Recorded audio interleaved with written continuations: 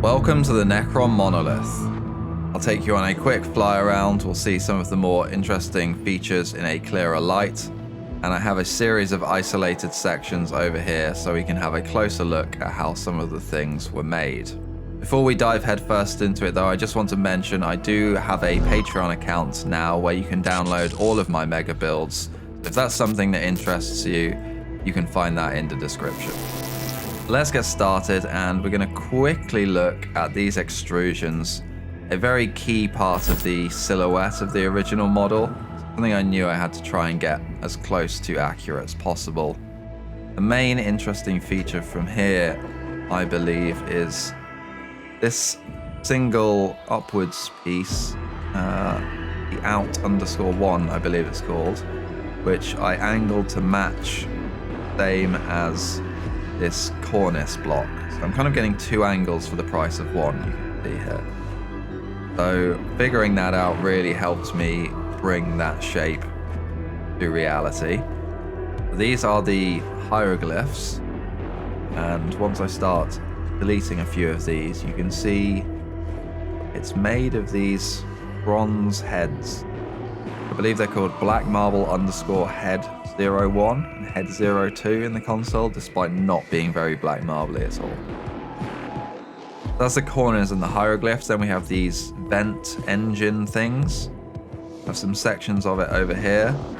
I started with this piece, just this, built on its own, flat, and then slowly rotated and added other sections over time. You can see here's the light box built flat, here's the top section built flat, here's all of those pieces added together, and then here's all of those pieces added where I've then gone in, moved blocks and added tiles and things for these sections. Should probably quickly mention that anything with a hole in it is made of several of these black marble tiles like this. And then let's have a look at the back, because this is something you didn't really see in the cinematic. So we have kind of an engine and a Tony Stark-esque power device with some pipes that lead up to this containment field generator thingy.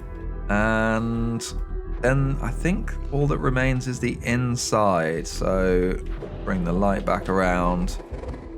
Quickly on the door, if you remember from last week's video, I showed off a little bit of structure tweaks and what it could do. Well, this is the same thing. This is water added to an object that I just figured out how to use neatly.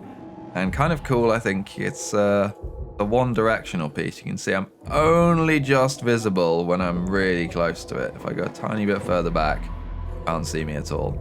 I think that's kind of cool. Being on the inside, being able to see out. One-way glass.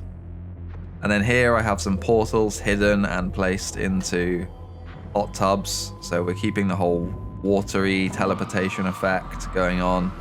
And of course you could link these to your other bases, other monoliths, whatever you like. And a central power/computational device.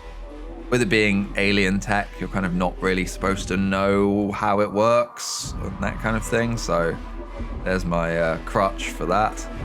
And that leads up to another central power ring, which is right below our ultimate crystal power source.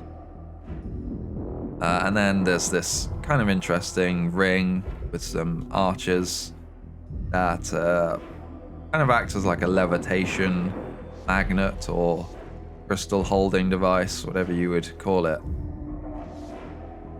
And that just about covers the Necron Monolith.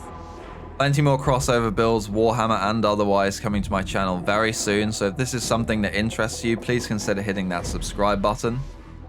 Once again, links to my Discord and Patreon down in the description, so if you would like to download this build or any of my other ones, please consider checking that out. But until next time, this has been the Valheim Mechanicus, signing out.